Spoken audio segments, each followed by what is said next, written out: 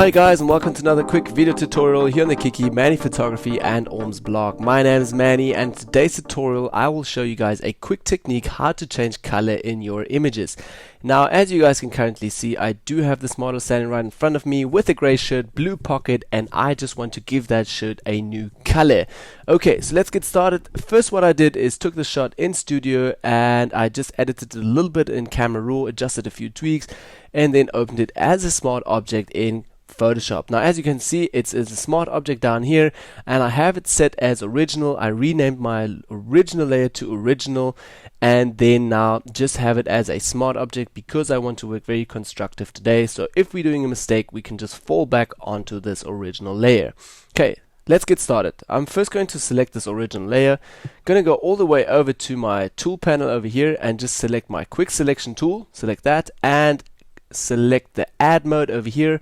And now I'm pretty much able, due to that I'm working with a Wacom Intuos 4 board, I'm able to just with my wheel select my brush size and just turn my brush size really quickly up and down, and this just saves me time. So if you Photoshop quite a lot, this Wacom Intuos 4 board helps you quite a lot, and get yourself this is really awesome. For those of you who are working with CS5, you can also hold Control and Alt together and just with your mouse go left and right, make your brush size up and smaller and bigger with this, or feather your brush by going up and down. Okay, now for this technique I want to have a really hard feathered edge and a smaller brush. For those of you who don't have all of this, you can go up here to the top and just select your brush size over here, hardness 100% and spacing 25. Okay, let's get started. First step, what I'm going to do is just select the area I want to pretty much put a new color into. Okay, select all of the shirt, just really roughly. Okay, selected that, looks good to me. Gonna zoom in a little bit closer because I can see down here we didn't select that so nice, and we selected the pants, and we're gonna fix that quickly. Okay, make my brush size really small again, select over here, paint that in really nicely, and now have a look. If I press Alt, I can directly move into the minus or subtraction mode, and I can just subtract my selection down here. Okay, gonna paint that a little bit in again, go over to the right hand side and just subtract that. Okay, it looks good, and to the top that looks, everything looks fine. Over here I wanted to add a little bit, just gonna zoom in there. Okay, over here at the top, make my brush size a little bit smaller again, select that, and over here and on the left hand side as well. Okay, make that a little bit nicer. Okay, don't worry if we didn't make it that nice, we can still fix that in a moment with our masking tool. Gonna zoom out a little bit again. Directly I'm going to press Q just to see as my mask. Okay, everything looks quite good to me.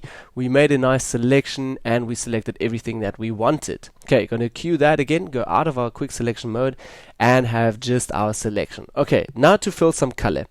Still on my original layer, I'm going to go all the way up to menu, into layer, going to go to new fill layer and solid color. Okay, select solid color. Directly you see a new layer, and this is going to ask you for the name of your new layer. I'm just going to say color for now. Use previous layer as create clipping mask. No, we don't want that. Color none and mode normal. If I'm going to OK this now, you will see that all of our selection will be filled with a new color. OK that. Whoops, and directly you see, wow, now we've got a white shirt, or pretty much just a white layer, a layer with white, and we just filled out our selection. But wait, I don't want a white color, I want, say, a red color, or say maybe even a bluish color. Select the blue color, that looks good to me, okay, maybe a bit darker, yeah, cool, that looks good, gonna say okay that, and I have a blue shirt. But wait, this doesn't look real at all. Yeah, I have a small trick for you guys. I can go to my blending modes and go all the way down to color, select color, and wow, have a look. That looks good already. But that doesn't look so real to me. It looks more like a shocking blue. I wanted just a normal blue. Okay, I've got another trick. I can go again to blending modes and change that to soft light. Now have a look. If I change to soft light, wow, then it directly pops into a blue color, and this looks more real to me than before. Okay, now if I zoom in this a little bit more, I can actually fix this a little bit because we painted our selection wasn't that nice, so I'm still able to fix my selection. And if you want to, you can also fix your color a little bit. I can go onto my color chart here again, double click on here, new, or the color picker will come up again, and now I'm able to just make that color a little bit lighter, a little bit darker, say a little bit darker looks actually pretty good. Okay, if you want to, you can also tweak it into a very different color if you want to have green, yellow, orange, red, whatever you want to. I'm going to keep it as blue now. Say over here, if you go left and right, you'll make it saturate that a little bit, and if you go up and down, you'll make the color a little bit stronger. Okay, so play with that, have a look what it does and what you like. Gonna okay that, and I have my blue colored shirt now, and I like that, that's good. But I still want to fix all of my selections that we did. So how are we going to do that? Okay, next step, I'm going to select my mask over here, and I will now with my brush just paint in the rest of that what we missed. Okay, gonna go zoom in really closely over here next to his neck here, and I want to still paint that in. So I'm gonna go into my brush tool over here with my Wacom Intuos 4 board again, just make my brush really small and then paint that in. Oh, but why am I painting gray now? No, I wanted to paint in some color. Yes, that is because you have to change your foreground color back to white because you're painting on a black mask. So when you paint with white, you will paint in your selection, and when you paint with black, you will paint it out again. Okay, so select white and we'll go into paint. Paint over here, paint it really carefully. Just do this really precise because this is the step where you have to be really precise with your painting. Okay, I'm just going to do a rough now.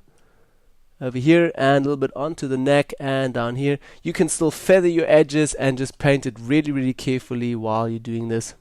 Feather your edges and you will see that it just works easier for you. Okay, go all the way down till here and we can actually see that's good. On the hand doesn't look so real to me, so I'm going to switch my foreground colors back with X.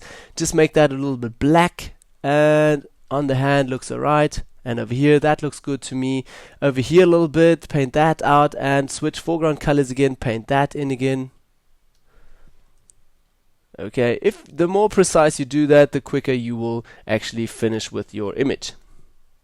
Okay, down here a little bit, alright. And now pretty much what I still wanted to do is I wanted to change this pocket of his back to the original color, because now at the moment you can see that the logo is blue as well and doesn't look real to me at all. So you're able now to make a new selection around this, or just with your brush paint it in really quickly. So I'm just going to paint it with my brush out, brush it over here and just brush over the pocket and just get that original color out of it again.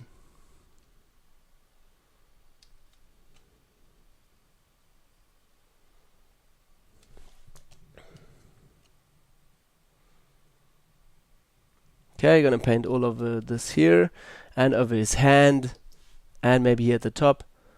Just always remember, the more precise you do it at the beginning or while you're doing this now, while you're painting in here, the better it will look at the end. So just do this very carefully and take your time while you're doing this. You can even zoom in very closely if you want to and just paint it in as well. Okay, I'm just going to leave it for that now and have a look. That looks pretty real to me. Looks quite good. I'm going to go and blend this layer out again. Blend it in, blend it out. This was the before and after. Before and after. Wow, have a look how awesome this technique was.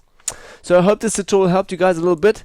My name is Manny. If you guys still have any problems, you can email us at team@mannyphotography.co.za and we will be glad to help you and assist you with your questions. Thank you guys for watching and see you on the next tutorial. Bye bye.